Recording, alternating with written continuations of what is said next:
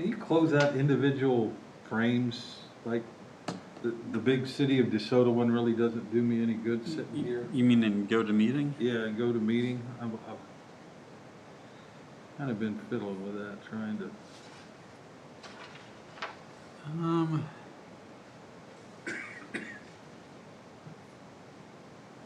I don't know that, because that's the other thing I haven't taken time to figure out is Yeah.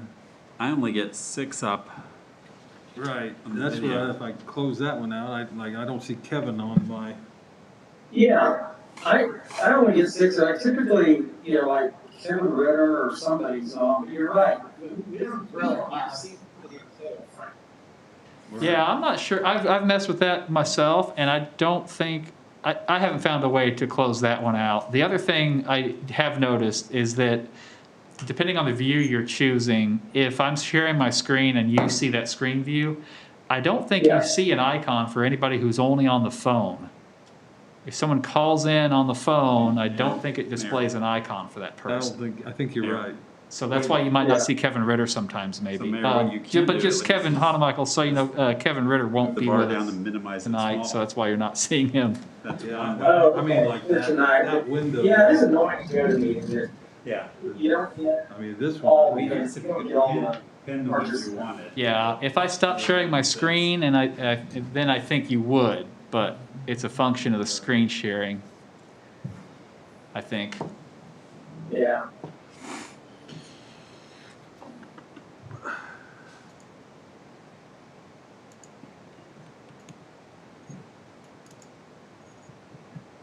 And Mayor, I think our live stream is going. It looks like, yeah, I Yeah. see it now on ours, so Yeah. kind of try and keep an eye on it. I think like the last meeting, it ran for like 4 minutes. And then it Yeah. shut off. Yeah, I don't know. I may have done something here to Okay. stop it. I'll try not to.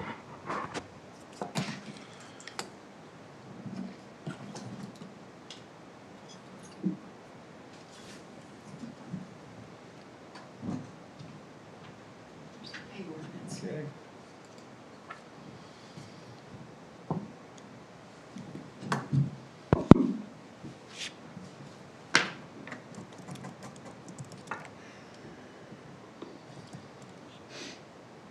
Sound seems to be working on the live stream too, so. Okay. Good.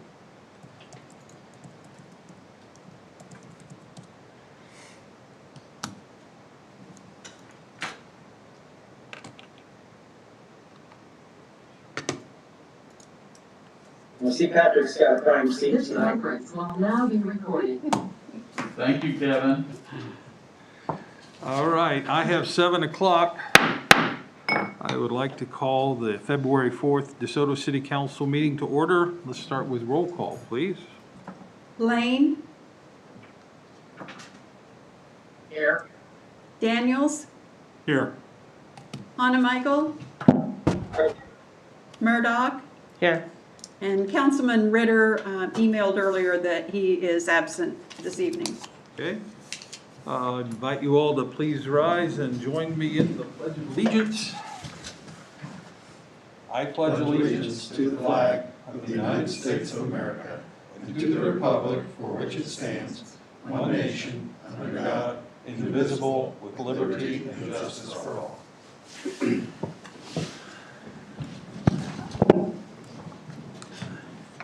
Okay.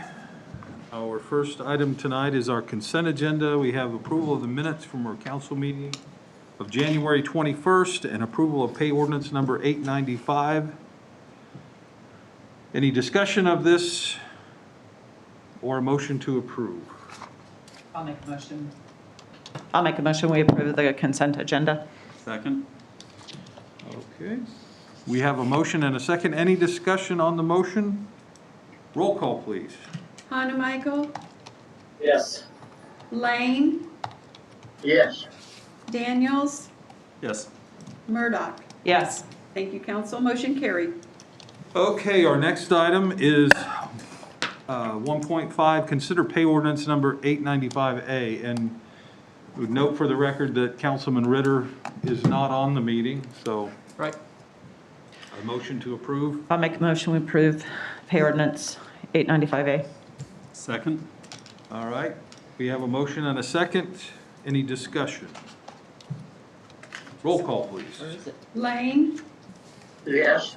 Hanamichael, Yes. Daniels, Yes. Murdoch. Yes. Thank you, council. Motion carried. All right. Next item, call the public.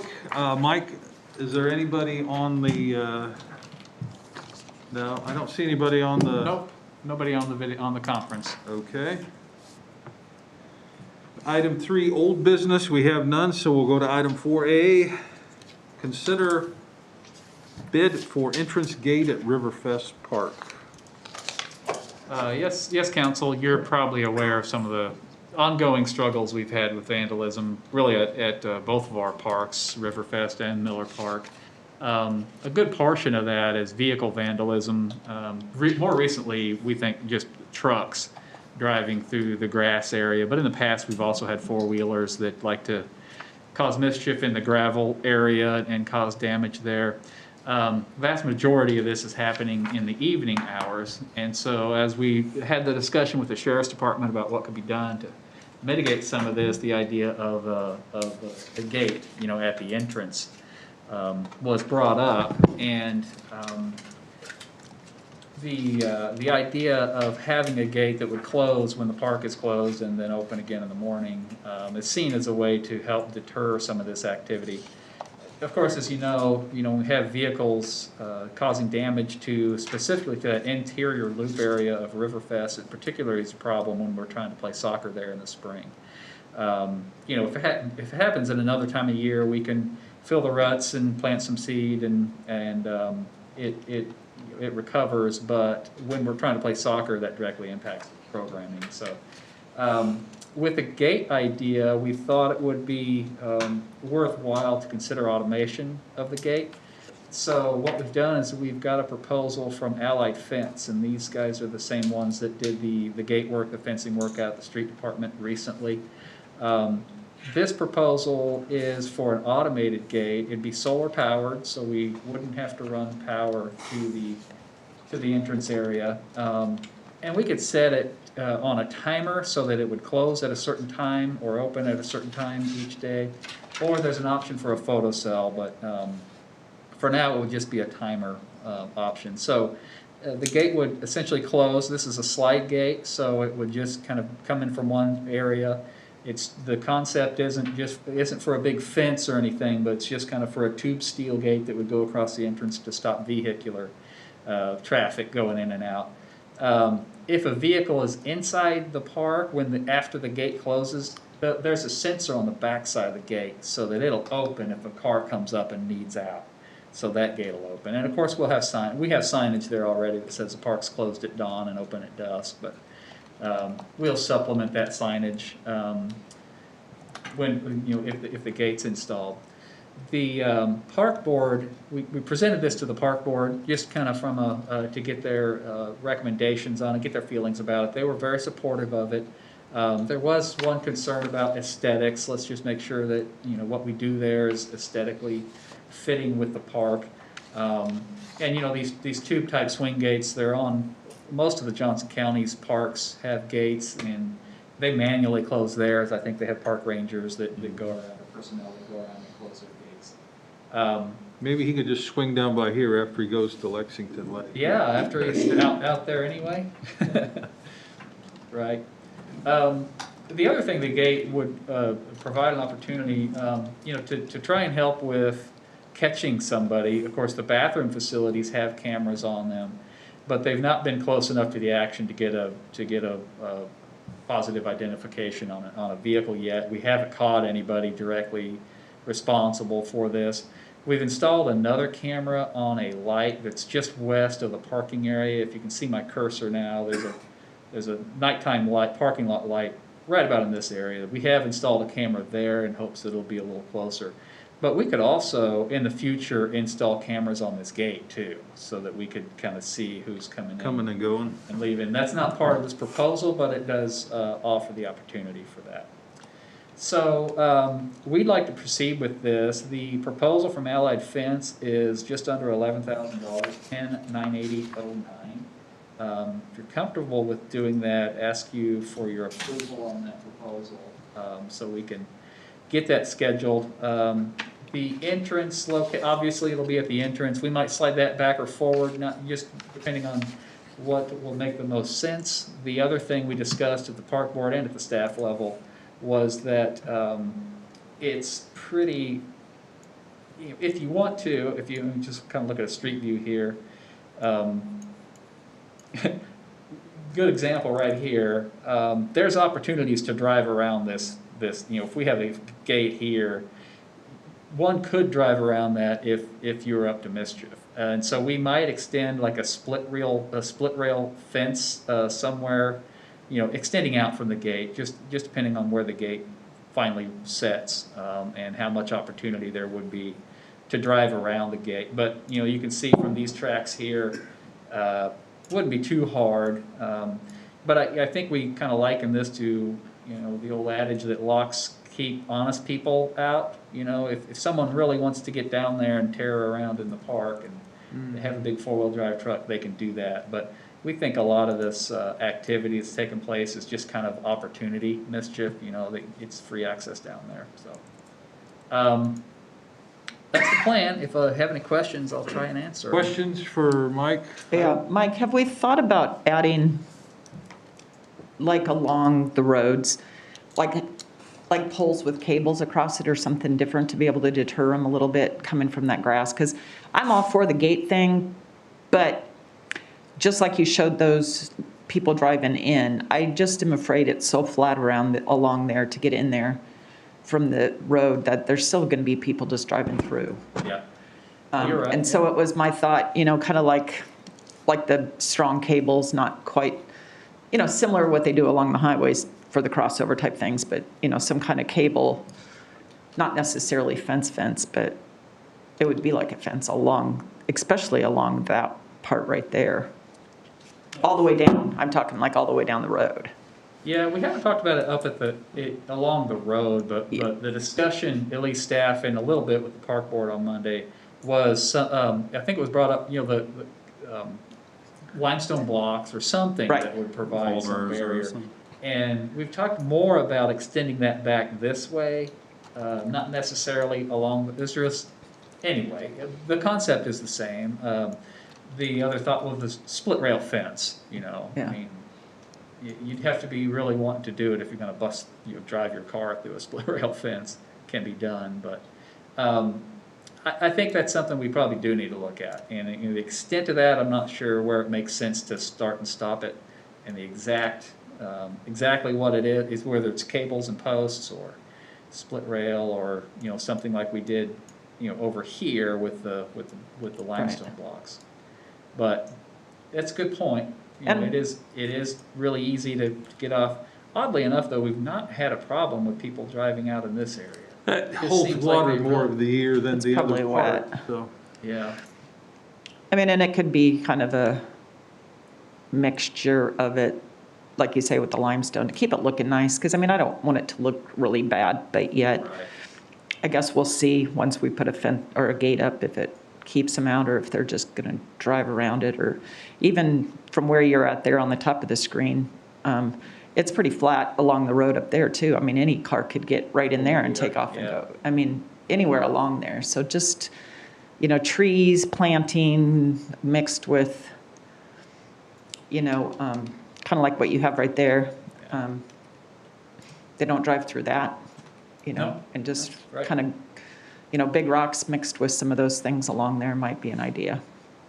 Gradually, I don't know what kind of a cost that would be, but maybe we can kind of think about that along there, because there's no need for cars to get in and out of there. I guess unless you want them to do that when there's big events and they want to all get away in a hurry, but I don't think we want that either, so. Yeah. But the fence, the gate, I like that idea. So, yeah, one of my questions was, it's fine to have the gate, but if they're gonna off-road anyway, then it seems like they wouldn't have a problem driving around the gate. The other question on the gate, you said there'd be a motion sensor, so if somebody was in the park and the gate closed, they'd be able to get out. What would stop somebody from just going and tripping the motion sensor to get in after hours to have fun? Maybe they don't know it does that. Well, it's, first of all, if they're gonna do that effort, then they're probably driving around the gate anyway. But the sensor is in my understanding, it's a magnetic sensor, so an individual couldn't go and, it's not a Okay. motion thing. You'd have to have a vehicle that's relatively large Okay, Mass. to trip it, yeah. okay. I think it's a sad state of affairs that we have to put a gate up to protect, but Well, that brings up another question that's not in play right now, but does that mean we're gonna have to gate the other side when we get the ballpark there? Yep, definitely. it does, and we thought about the boat ramp too. Mhm. For now, we're gonna start here and see if it, you Okay. know, but yeah, we, that boat ramp entrance it's another one that people, you know, can gain access to this area. And like you said, I mean, if they're gonna go off-roading, they'll get around this. Mhm. I just, you know, in talking with the sheriff about it, just seems like it really is kind of an opportunity, a Well, crime of when you opportunity. drive around a gate, then you obviously know you are breaking the law. You're going, you know, Yeah. you're going against the rule. You know, if you Yeah. drive in a driveway, there's no gate, well, I'm not really doing anything wrong, and then you Yeah. just tool around. But if you have to go around a closed gate that says the park is closed, you've obviously made an effort to do something you know is wrong. And I like the fence, the cable, it's just a matter of money, right? It's where we want to spend our park Right. money. Yeah. And I agree that if we can come up with some way to come up with an attractive barrier that would secure our border on that. On the down and cheaper side, would game cameras be something that might be able to be placed in there too, that Yeah, would catch that would be Yeah. a cheaper solution, but get you more cameras to possibly get ID? Yeah, we could do that. We've tried that too. Well, they're hit and miss, you know. You Yeah. have to maintain, you have to go every week and Check check 'em them, check and them the batteries change and the do that battery. thing. And this kind of, you know, yeah, all they're right. just a little bit more maintenance intensive. Yeah. Kevin or Danny, anything to add to the conversation here? No, I'm in favor of the gate, and I'm also kind of like Lori, to see if we could do something with rocks and cables or something, you know, with other adversity that wouldn't look, you know, really crazy down there. But that's all I think. All right, thank you. Mr. Hanemichael, anything to add? Okay, just, I'm in favor of the gate, and I also like the idea of, I would support something other than a fence. I think if we did rocks, trees, it's a park, so can we think in terms of rocks, trees, or even, would it be a deterrent if that area, instead of being manicured, was naturalized? You know, if we did some native vegetation, so that it's tall, and if it's 3 feet tall, maybe people aren't as apt to risk, you know, ruining the underbelly of their vehicle or an oil pan to see what might be in there. Yeah. Good thought. So I'm just suggesting think about park setting and naturalization and that kind of thing, but definitely the rock. I mean, that's an easy deterrent that's not too intrusive. When I read the report and I heard Oddly, and I think I thought a little bit bigger than a timer. But when you mention the cameras, I'm assuming we're running those cameras off of Wi-Fi out there in the park. Yep. So we're actually gaining a benefit from the RG fiber Wi-Fi that we really didn't think of, and that is, you know, city security features. But with that opener, and I think it was a LiftMaster Chamberlain opener or something like that. You know, there's Wi-Fi openers as well, and that way somebody could check and see the status of the gate from an app on, you know, somebody who's got responsibility, like the city administrator, or somebody who might have something. Check on the status of the Yeah. gate. My garage door opener at home does that. I don't see why this one can't. Well, I would just make sure that we get an opener that is Wi-Fi enabled if the Wi-Fi is reaching out into that area. And when you mentioned putting the camera out there, then obviously we got power for it, but we got a camera. I thought, well, why don't we make sure we got a Wi-Fi opener on that as well? Good point. Well, yeah, because the other thing is, if somebody drives across the grass to get in, they may actually take the gate out. Okay, someone want to make a motion? Do we need to make any kind of addition about the Wi-Fi thing? Because that may be a different cost. Yeah, if you could include that in your motion, some Okay. extra authorization, yeah, I'm sure it wouldn't exceed my authority. All right, I'll make a motion that we accept the proposal for Allied Fence and Security for the fencing at Riverfest Park with the addition of a Wi-Fi opener, enabled opener, in the cost of the $10,980.09. Okay, we have I'll second that. We have a motion and a second. Any discussion of the motion? Roll call, please. Lane, Yes. Daniels, Yes. Hanamichael, Yes. Murdoch. Yes. Thank you, council. Motion carried. Okay, item B, consider bids for fence on 83rd Street Bridge pedestrian barrier. All right, thank you, Mayor and Council.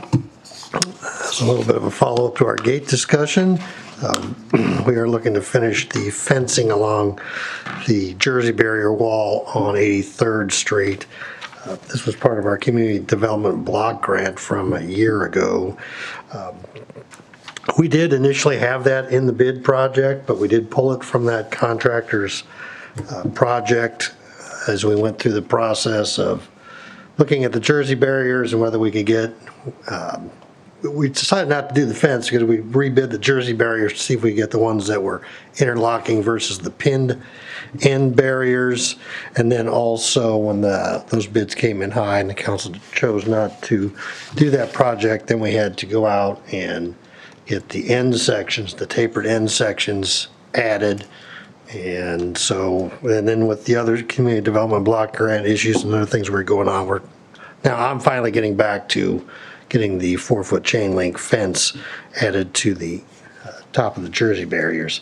I did contact 4 companies, and interesting, Allied, who we just hired for the gates, chose not to bid on this project. I don't know why, but anyway, Lindsay Fence was the low bidder at $5,467.85. They did come out and meet and look at the site, and I had several conversations with them on the phone, so certainly recommend approval of their bid.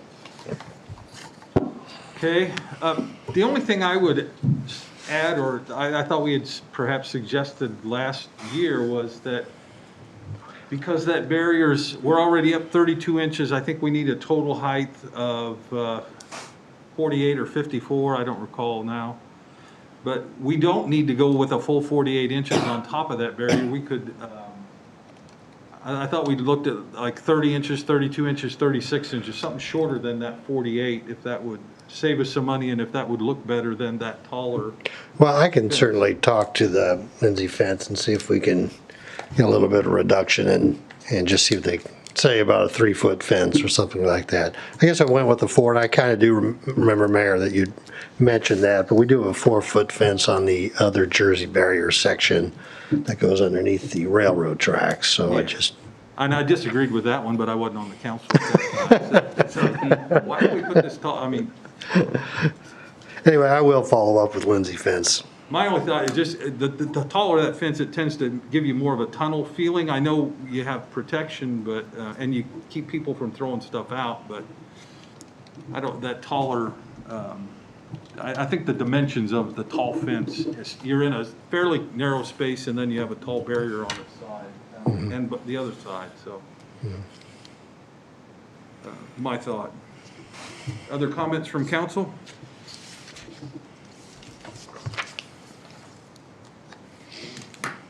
I'll make a motion then to move forward.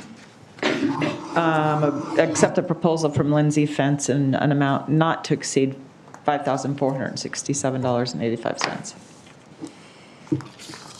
I'll second that. Okay, we have a motion, a second. Any discussion of the motion? Yeah, because I guess then that gives latitude to adjust the height, which should come in at a lower cost, so it still should, you don't need to come back and agree on what the spec of the fence ends up needing to be, does it, do we care? As long as it operates. I didn't, that's when Councilwoman Murdoch said not to exceed, that's what I thought, that would give Brad the ability to see. I mean, if they come back with more money for a shorter fence, then we'll just stick with the original bid, obviously. Right, but it gives them the authority, the Ability. latitude to change the spec on the fence as long as he stays within. I believe As so. long as we're all, Yeah, that's understood. All right, very good. thank you. Roll call, please. Michael, Yes. Daniels, Yes. Lane, Yes. Murdoch. Yes. Thank you, council. Motion carried. Okay, item C, consider survey proposal for 82nd Street sidewalk. Is that you again, Brad? It is. Thank you, Mayor and Council. This is a follow-up on our Community Development Block Grant for 2020, and interesting enough, probably in a meeting or two, we'll be starting to talk about the next year's Community Development Block Grant, so we'll kind of have three of them going at once at some point. Anyway, as far as the preliminary engineering, the design fee on this contract won't change. We didn't want to have all the survey work done until there was enough information for council to make a decision on whether to go on the north or the south side. As we went through that process and then completed the public input, it was clear the south side was the way to go, and the council concurred with that direction.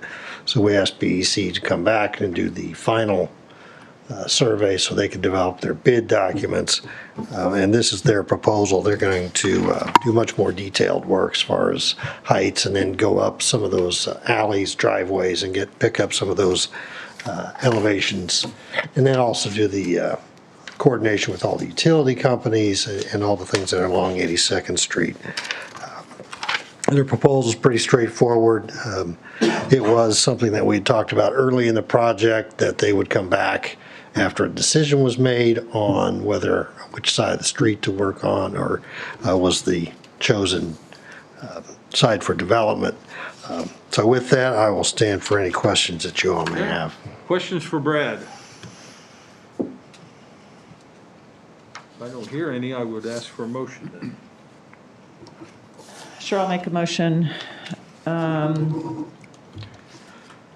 We approve the services of PEC for the surveying services for the CBDG construction project in amount of not to exceed $16,035. Okay. Second? Second. All right, we have a motion and a second. Any discussion of the motion? Roll call, please. Michael, Yes. Lane, Yes. Daniels, Yes. Murdoch. Yes. Thank you, council. Motion carried. Okay, All right, thank you, council. thank you, Brad. Item D, discuss 2021 strategic plan update. Yes, council, we're narrowing in on completing our update, this year's update for the strategic plan. If you'll recall, when we discussed this at the January 21st meeting, I just kind of verbally went through some feedback I got from Councilman Michael on a few items. Those items are listed here in this table. One of them had to do with the Rural Water District 7 Service Territory Agreement. The response to that was, I think the council was like, some of this stuff we just kind of need an update on. So I tried to give a little bit of update in the staff report there. Long story short, Rural 7 has been working through several issues in terms of their long-term planning and master planning for their system after having taken over Rural 6's service territory 4 or 5 years ago. And that's kind of delayed their response to the service territory agreement, although they've always been very positive in their feedback and wanting to get something done. And I've even submitted maps to them and to you, if you won't, maybe it's been a few years now, maybe since you've seen those.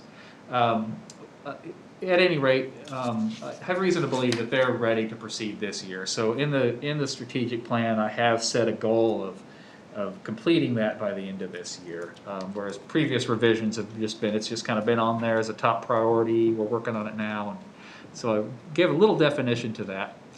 The second item has to do with low pressure sewers. We had an objective in the comp plan, or in the strategic plan, to look at their feasibility and decide whether we wanted to implement something like that to solve particular problems around the city with low-pressure sewers.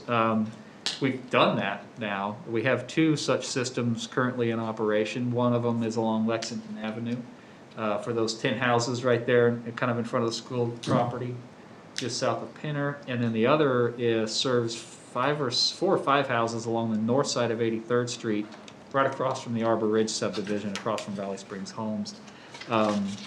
Those are working well for us. They seem like they're a good solution to future issues, potentially neighborhood-wide issues. If someday we reach a point where we have to provide some sort of a public sewer service to some rural residential subdivisions, that's a good way. It seems like it's a very effective and efficient and reasonable way to do that. So that issue's been taken care of, and I did reflect that in the strategic plan. The next item has to do with the downtown streetscape plan, and really kind of as a result of our CIP discussions, rescoping that, and we'll talk a little bit more about that at the next agenda item, but I reflect the intent to take another look, take a step back, take another look at that plan in general, and implement that plan in small incremental phases over time with response to private investment downtown as it occurs, as we incite that. And then the last item was something that seems like we've already already accomplished: expand the communications ability, and I think we've largely accomplished that with hiring of Whitney. Those are the only changes that I've made since the last time we discussed it, other than at the very end where I'm recounting the progress that we've made over this year. These last 3 pages had a lot of red lines and a lot of red text and black. They're just hard to read. So I've removed the redlining from the last 3 pages of the document, just for readability purposes. And that's it. So again, unless there's other comments, or if we want to hold off a little bit longer, we do have a few more meetings before we kind of need to have this happen. I think last year, Patrick, correct me if I'm wrong, did we prepare a resolution? Yeah, I think we did. Yeah. So if everybody's okay, maybe we could do that for the next meeting, unless there's some other changes we'd like to see here. What do you think is, like, 22, will we revisit kind of the whole process again? Yeah, so I've talked with Brad about that a little bit. The strategic plan and the capital improvement plan, both. I'd like to do the complete overhauls on starting, you may be starting as early as this summer. Right about the time we're done with the budget in August and rolling into September, I think it's a good time to re-engage with both of those. Yeah, So November's an election. I don't know if we'll have any turnover. Maybe it would be wiser to wait until. Oh yeah, I guess we could wait. This November is? I think so. Yeah, it is. Yeah, this Wow. November's. I think we have 2 council positions and the mayor position. Yeah. And Well, I we have could- filed to rerun, just All right. in case You you're did? curious. You haven't notified me yet. When's filing deadline? June? Yeah. May? Yeah, it's a. Well, I mean, curve on that. if by June there's no other filings true. and everybody's rerunning, then we could go ahead and move forward sooner. We'll see where we are If candidate-wise. there's other filings, then we can hold off till Good after point. election and let any potentials Yep, be a part of it. good point. Yeah, we can talk about the schedule Yeah, of that. I got us into the weeds on that, sorry. All Questions on the current topic, or any comments from council? No, I think it's ready to roll. All right. I think, Yeah, go ahead, Kevin, sorry. Mayor, I did have one. It's regarding the email that Lori requested having forwarded out regarding the downtown streetscape plan. And I didn't know, by forwarding it out, it was just FYI, or if we want to have some discussion around, that particular opinion, which seemed to be the opinion of, who could ask her. I didn't know if by forwarding that out, if we wanted to discuss the input there. I think he was planning on talking about that in the CIP, weren't you, Mike? CIP discussion.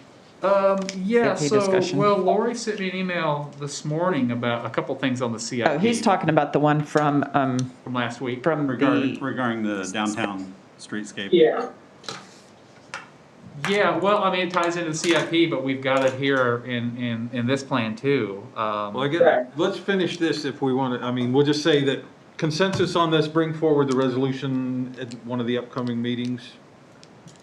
And then the next item is the CIP, so carry on. perfect. I'm good with that. All right. 2021 CIP update, Mike. Oh, okay, we're done. All right. Yeah, I'm moving us on. 2021 CIP. Yes. So we had quite a good discussion at the last meeting about. Remember the last meeting I proposed it was 3 scenarios, each one more aggressive than the other, and you got some good feedback, kind of more general in nature than we had been having really on the previous CIP updates.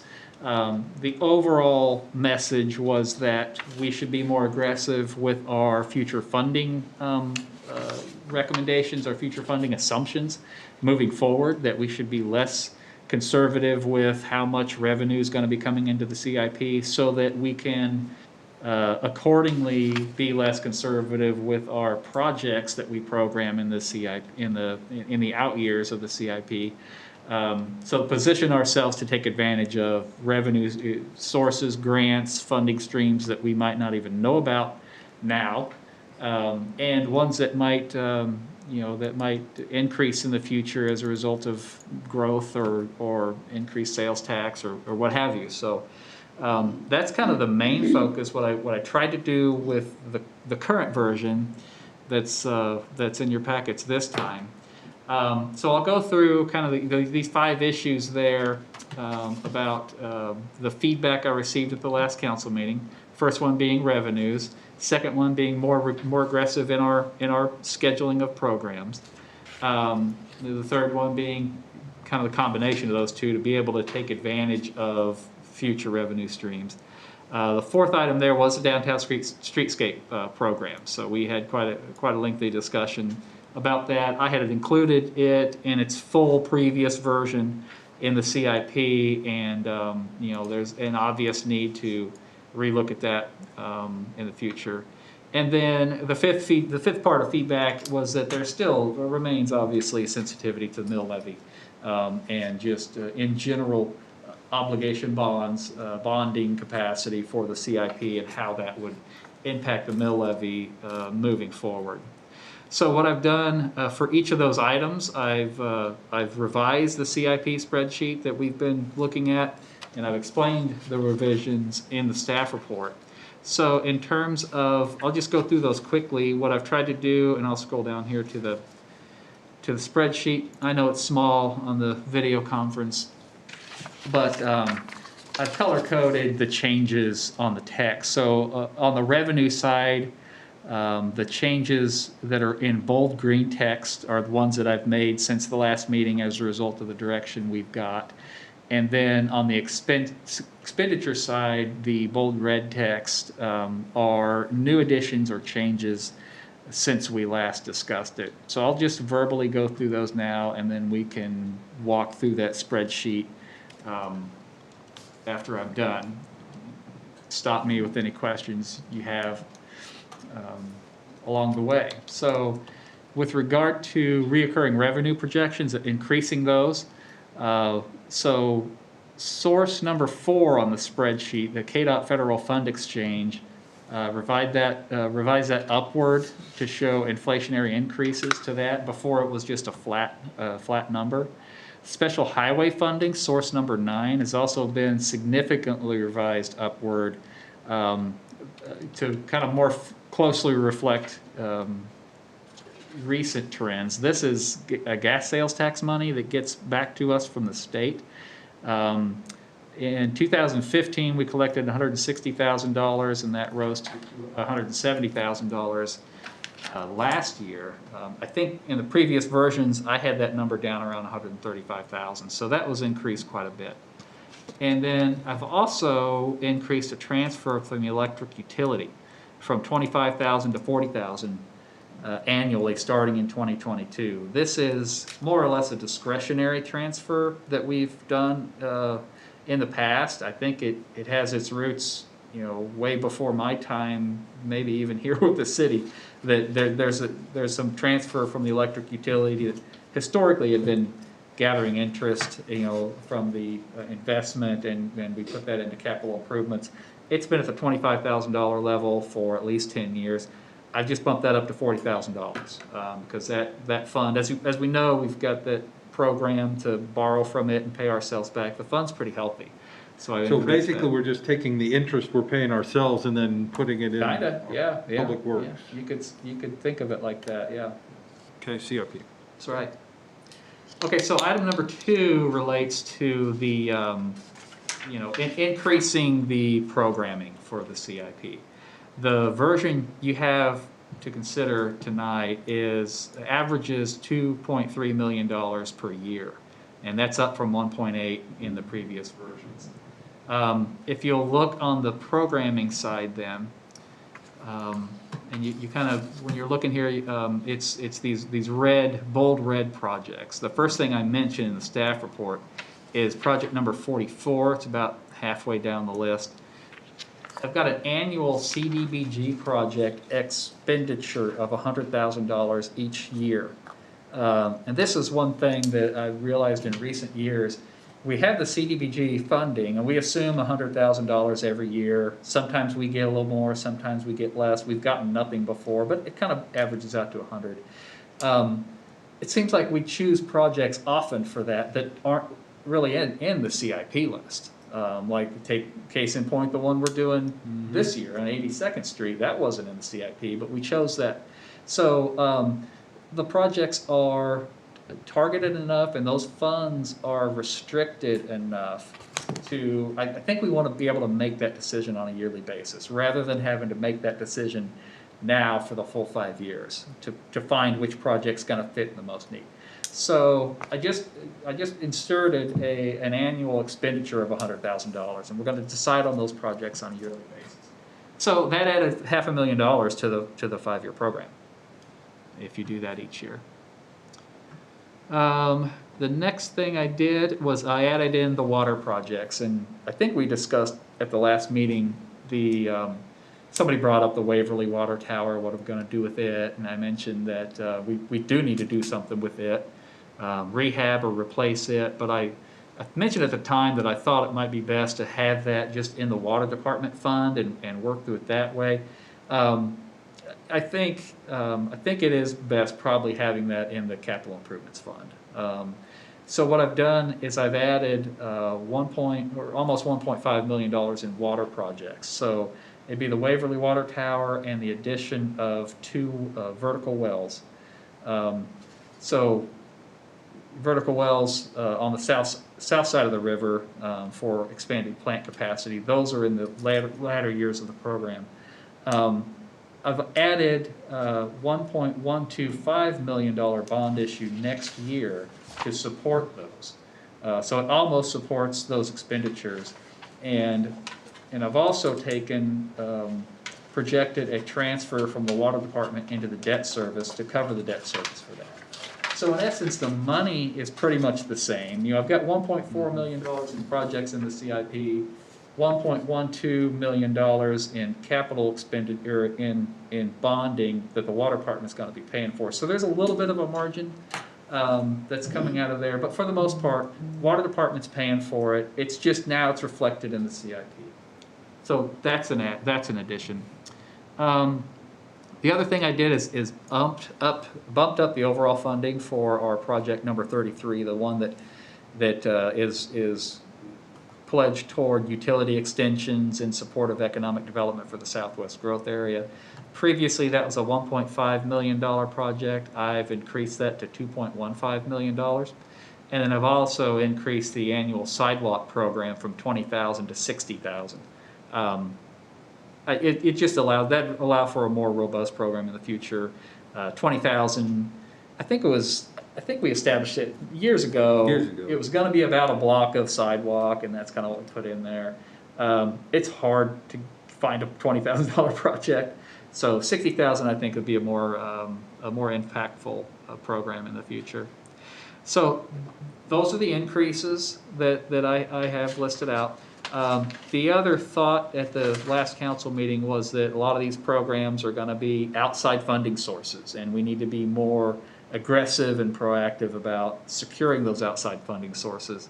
So there on the staff report, I've just listed several of these projects that would be good fits for certain programs.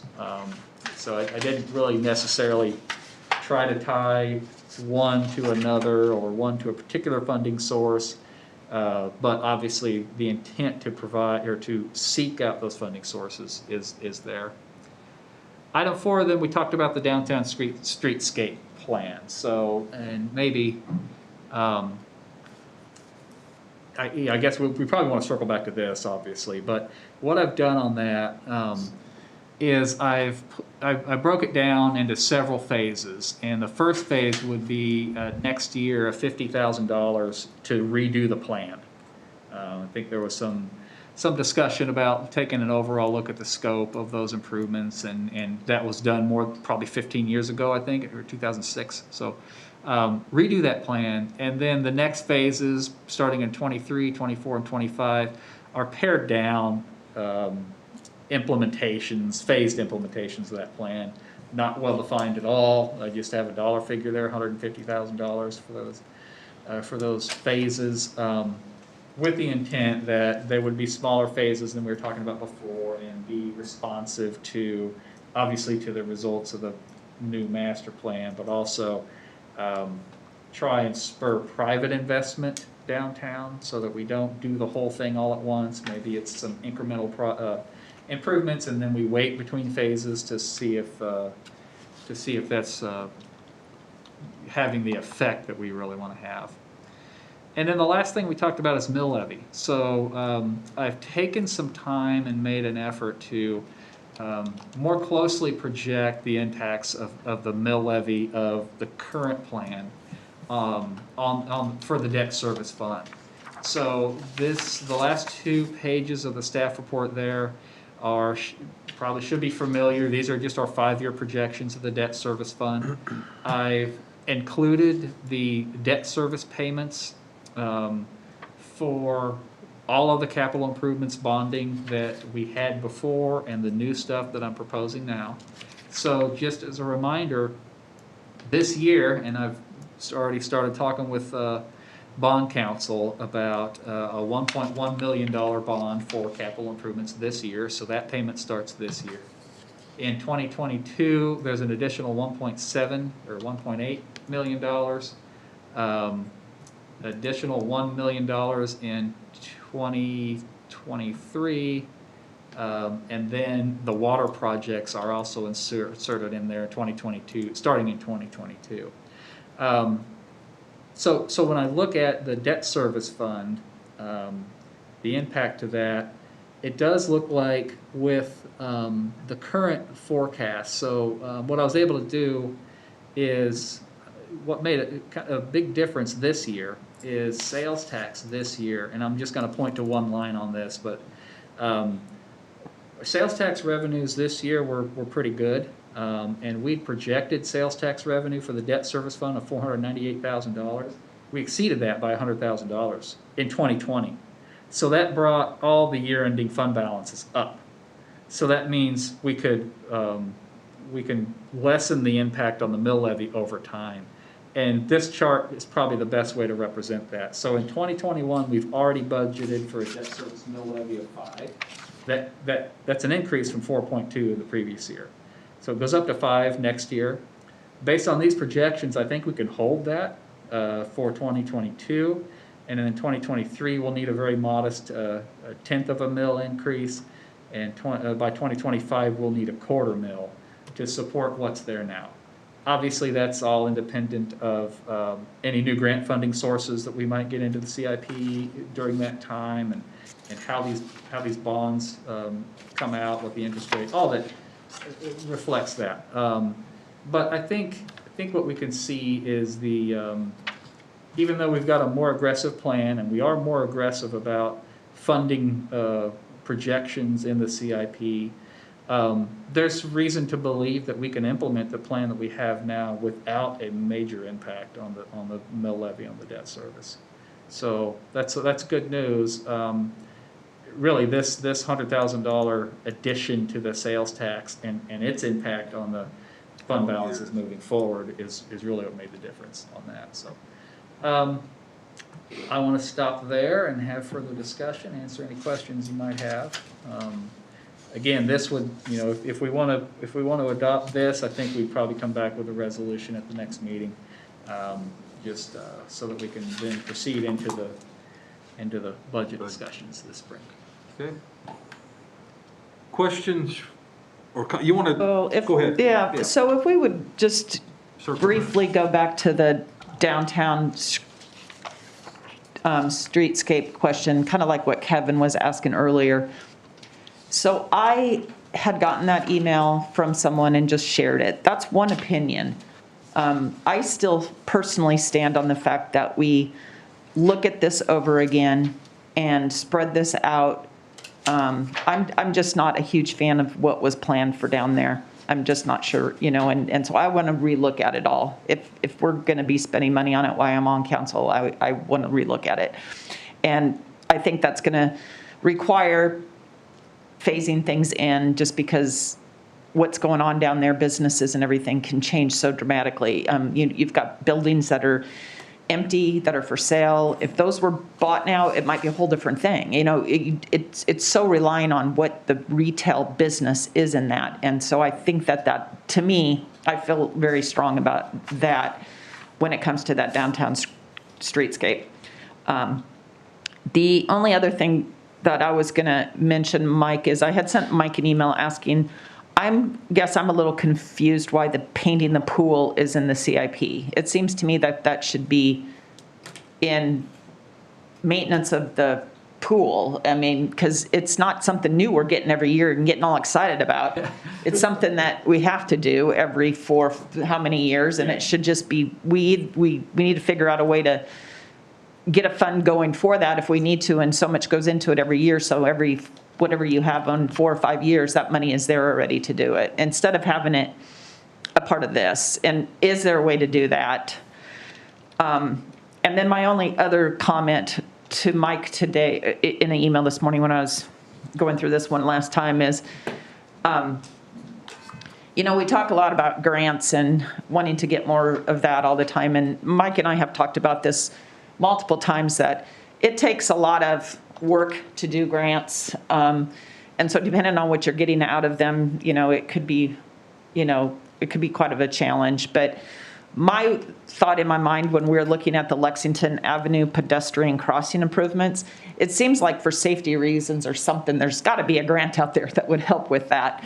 But I don't know how you find grants like that. And when I say in this, again, talking about grants and opportunities and, money, maybe at some point too, if we need to use a consultant and hire somebody to help fill out grant work when that's a needed thing, I would be for that too. If we're going to, if it costs us $5,000 to get somebody to do paperwork for $200,000 or even $50,000, I think that's a good payoff. So it seemed though that maybe looking around in something that pedestrian safety would be somewhere there's surely grant money for. I'm sure there are.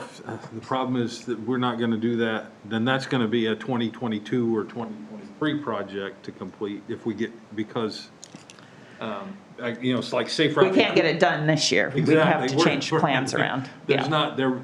We would be in a future year's funding cycle to get in a grant cycle. But like safe routes to school is the one that immediately comes to mind, and probably would have qualified had we. But yeah, that come to my mind too. I mean, there's some transportation safety fund. It will all come to probably KDOT money. I mean, really, either through Mark or directly from KDOT. But yeah, it's always a year or two. You got to look at them ahead of when you're planning on doing them. Yeah, so you're looking 3 years ahead on that funding. Right. Oh, yeah. That's why we have a 5-year CIP. Yeah. Yeah. Yeah. The pool thing, real easy.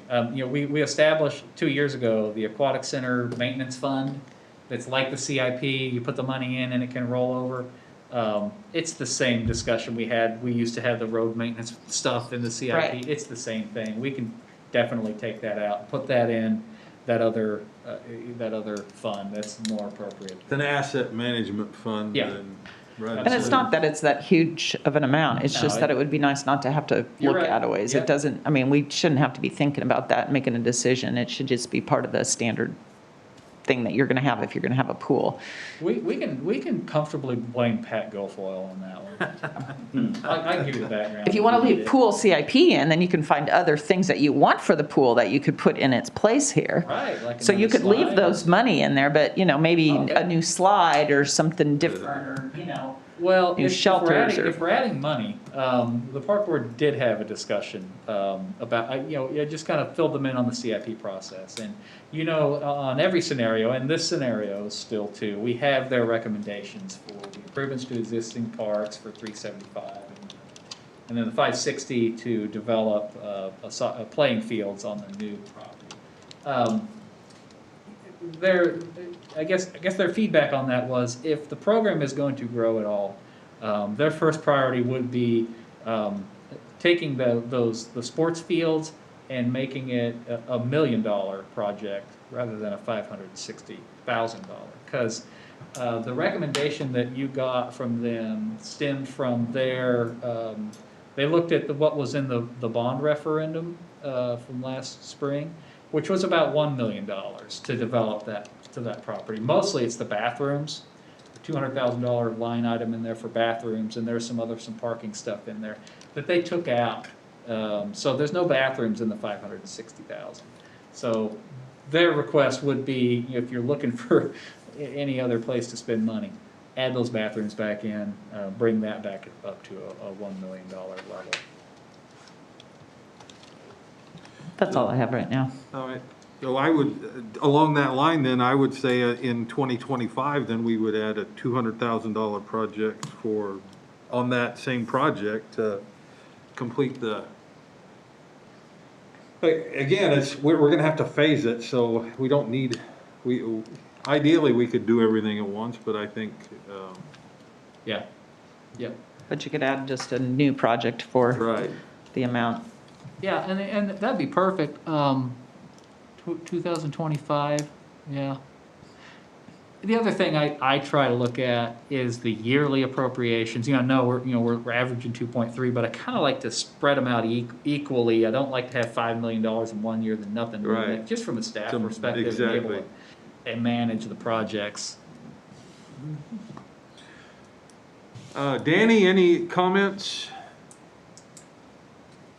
The only thing, I'm with Lori on re-looking at this streetscape project, and I feel that we do need to go back and go through that. Whether we say, yeah, we're definitely going to have to cut this and phase this, and so I agree 100% with that. And I've been feeling that way all along. So that's the only comment I had, Mayor. Thank you. Thank you. Kevin, Hannah Michael, anything to add or questions? Yeah, I agree with Lori. Lori, I like your comment about, if we're going to approve while I'm on council, let's relook at it. And I think we do need to relook at it because it is a 15-plus-year-old plan. I think there's some things that, just from knowing what happens with streetscape plans, you're going to see some things that are still in there. Pedestrian crossings tend to get a focus. Lighting will probably get a little bit more focus than it did before. But I think getting a consultant that not only is looking at, maybe giving us some fresh ideas on the plan itself, but coming out with the idea that it'll be picking up, say, green shops or something. Mm-hmm. The full intention of hearing for, you get to a part, you're going to get to a point in the streetscape plan where drainage is going to be a problem. Dealing with drainage is going to become a factor going forward to the next stage of the plan. So when you think about phasing it, that'll have to be woven into there in terms of how you pick them apart. But ultimately, our downtown streetscape plan is going to become a 20-year project. Yeah, that's right. So part of me says, we got to move faster. But the other part of me says, I'm glad we're talking because we do need to do it. It shouldn't have been a 20-year plan, but I believe it needs to be done. And I believe that commitment to the reinvestment in downtown will help spur private investment.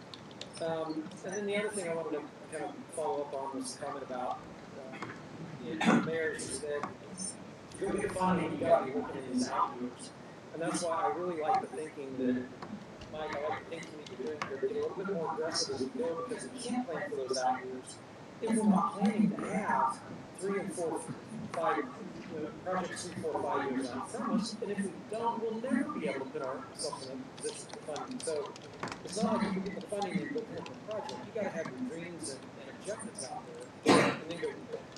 To the point about the development, I'm gonna throw out an idea that's been bouncing around the back of my head for a while, and I think it fits in with this. It fits in with where we're talking about where do you go get money for some of these things. You know, we got micro MC hats, city administrator hats, city engineer hats, so. And I would say that if we think about a consultant, what we may want to start thinking about is a consultant city engineer, not a full-time city engineer, not a staff position, but gain the benefit of a city engineer who knows where sources of money are, who knows projects that we have. And for the dollar we're getting for that investment, and if we get to do it more, and we're growing, and if an economic development opportunity comes along, Mike's gonna get daggum busy. And he's gonna get busy managing finances and things like that. So, Lori, I agree with you, that I think we need to think about some additional support to get that money. I would suggest you think about it, as opposed to a grant writer, maybe somebody that's, say in the city engineering realm that can help us know where those opportunities are. Otherwise, I love the thinking, I love where it's going, Mike. I like how you kind of balance things around so that you're not making a big impact on the mill levy.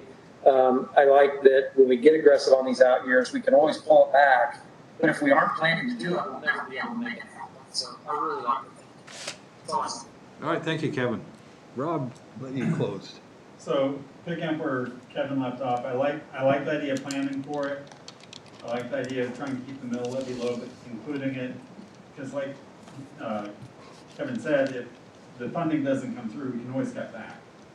But if we got planned and we get the funding and have the ability to pursue grants based on what we're planning, then all the benefit goes there. So that's good. Grant writer, I'm not opposed to having looked at that, although there may be a balance in relieving Mike of some of the duality of his roles and supporting in that way where he's freed up, or there's other things there to look at and pursue. There's good thought there. On this downtown streetscape, we do projects all as a one, like the roundabout as it has to be. There's other projects like sidewalks that we do incrementally. So it's not out of the norm to say that let's look at doing this in phases, because certain projects happen that way. I haven't been a fan of the downtown streetscape plan that was there. So revisiting that is something I'm wholly for, because I do want to see downtown thrive. I do want to see investment in downtown. But having gone to a lot of league events and talked to other cities, smaller cities, talking to them about their downtown streetscape plans, if something doesn't happen with the buildings and with the investment, then you plant trees, you do sidewalks, you do curbs, and they languish and they end up not having the support behind them. And then we've got some clients in downtown Overland Park. I go down to downtown Overland Park, and with curbs, there's very few trees down there. There's very few improvements, because I grew up in Overland Park, to a lot of the streets other than some of the crossing walks.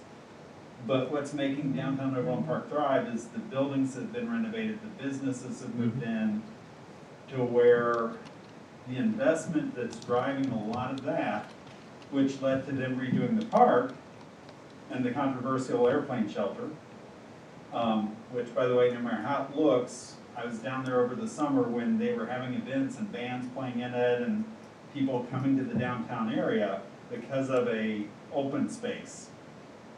So revisiting the plan to come back and say, let's figure out what to do to support businesses, the buildings being renovated, getting activity happening with the buildings is something I'm absolutely for, but that can't be phased. And what we're talking about here is scaling it back, but still, the scaled back version would be done within 3 years, but it's gonna be an ongoing process even past the 3 years. So investing and supporting our downtown, absolutely. Revisiting what that looks like, absolutely. Okay, all right, thank you, done. So I think you heard pretty much support for your Yeah. plan as presented. I didn't hear anything, a no-no. Right, so- right. A couple of questions. On the downtown, before we leave that downtown plan, I've got 50 grand in there next year to redo the plan. It sounds like maybe I need to bump that up. And I'm wondering, when I hear Rob talking and Lori about, the private investment and the private side of it, it starts to sound more like an economic development plan, more like kind of what we've partnered with the EDC for the property out west.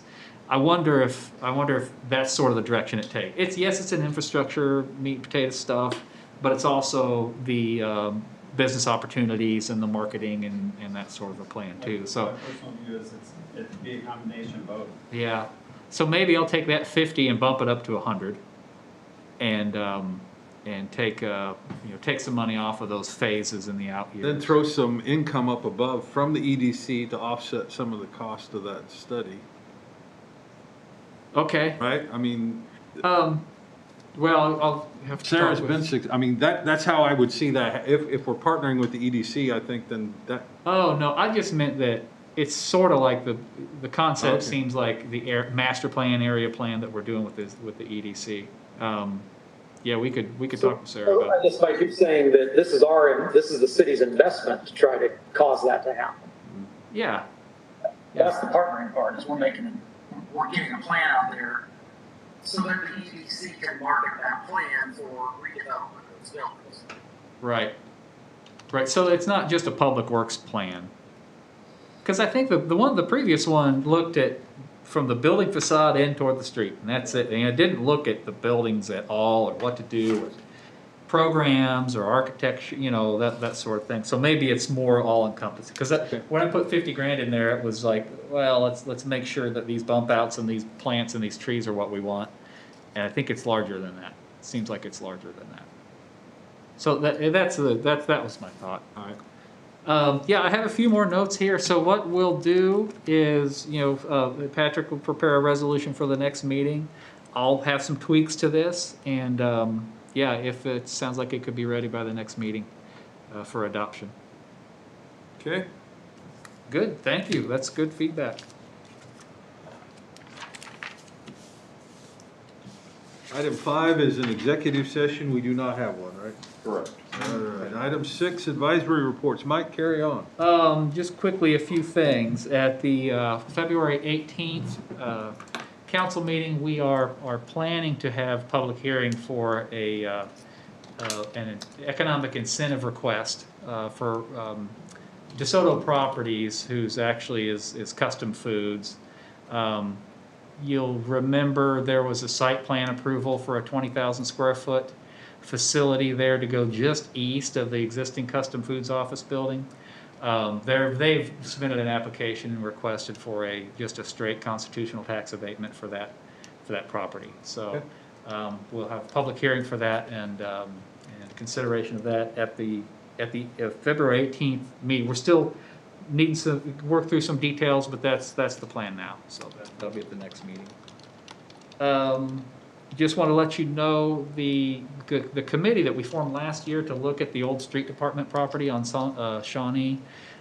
We had some discussions last year and really early last year, and let that drop. We met again for the first time a couple weeks ago. We intend on meeting each month to kind of come to some recommendation what to do with that property.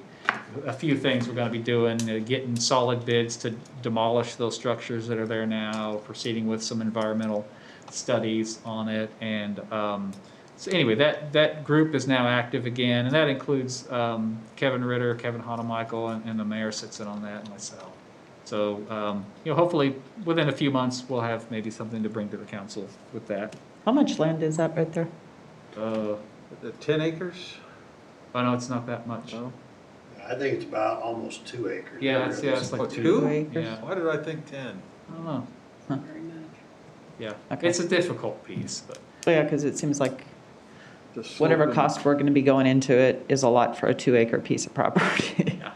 yeah, understood. Yeah, Yeah, it's a tough one. That's why we have our best minds on it. Yeah. I don't even know how dang big it is. Right? That's the COVID fog, right? Yeah, it's the COVID fog. The last thing I just wanted to announce, I guess I did send an email last week, but Steve Chicks announced that he'll be retiring April 1st. And so, as I explained in my email, I promoted Cameron Moffmer to building official and department head. Steve will be working with them for the next 2 months to make that transition happen. And we've advertised for a building inspector to come in and take Cameron's spot in that. And we hope to have that person on board by March 1st, so that we'll have a good month for the transition. But I'll commend Steve, obviously, for his 15-plus years of work with the city. Just been a tremendous asset to me, source of advice and counsel, really, with his years of experience and everything from personnel to, everything not even related to building inspections. So just loved working with him through the years. We're gonna plan a party. We don't know what it'll look like with COVID, but Whitney's good at that, so I've put her in charge of that party. And also want to, express my appreciation for Cameron. Since he's come on, Steve's had just a great succession plan for him. And he didn't have any certifications when he started, and now 4 years later he's got them all, and has shown aptitudes in many areas. He's been here on a few occasions to present, represents himself in the city very well. Does a great job, so I'm looking forward to that. So that was it. That was it for me. All right, thank you, Mike. Patrick, anything from the city attorney tonight? Nothing for me, thank you. Okay. Brad, anything from the planner? Nothing, Mayor. Thank you. Lana, anything? I'm going to ruin it, Mayor. I just wanted to remind everyone that we have a new food truck, which I mentioned a few weeks ago. I licensed. It's called the Berg Barrel. And their first visit to DeSoto will be this coming Saturday, and they will be at the Dollar General parking lot. Thank you. All right, thank you. Council comments. I'm going to start remote. Danny, anything for the group tonight? No, nothing from me, Mayor. Thank you. Thank you. Kevin, Hannah, Michael, anything? Yeah, Mayor, I got nothing. Okay, thank you, Kevin. Lori? No, I don't have anything, Mayor. Thank you. Rob? I'll make it unanimous, nothing. All right. I just have one item I'm just going to share with Mike. I did get a letter from a resident on 89th Street expressing concern about, seems to be a lot of speeders. It's a problem all over, apparently, and I have noticed them as well. Okay. Is that between Kill Creek and Kill Creek Corliss? and Corliss. Okay. No, Waverly. Waverly. Sorry, Yeah, Waverly. yeah. Okay. Yeah, you'd be going through the woods to get Corliss. Okay. Any movement on the radar trailer? The sheriff, I think it was out for repairs or something, or? Yeah, was it not? I thought it had been, it was installed. Okay. It was there for a 2 couple days. weeks? So we had that at. 2 days? Up here on Wyandotte? Yeah, so we had it, remember we had the complaint on Wyandotte Street, and the first thing they did is they installed, it wasn't the trailer, but it was like a speed recorder, Yeah, and got the data back from that. It didn't look like there was a big problem. okay. With a lot of I would speeding. like maybe something similar to that then on 89, maybe Yeah. we can record speeds. And then- Well, the trailer was in for repairs, and I thought they had it out, I know they had it out on Okay.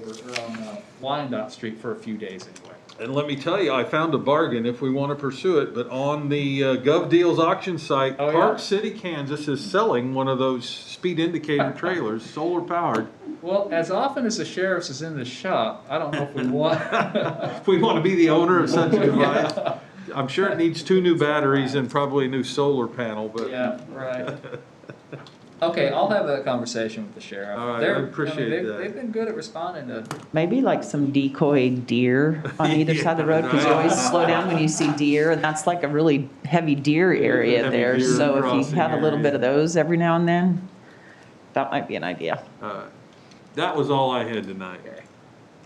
I'll make a motion, we adjourn. Second by Michael. All right, we have a motion, a second. All in favor, say aye. Aye. Aye. Opposed? All right, we're adjourned. Thank you, everybody. Well, Mayor, I think our live feed was live the whole time. I believe it was. I watched it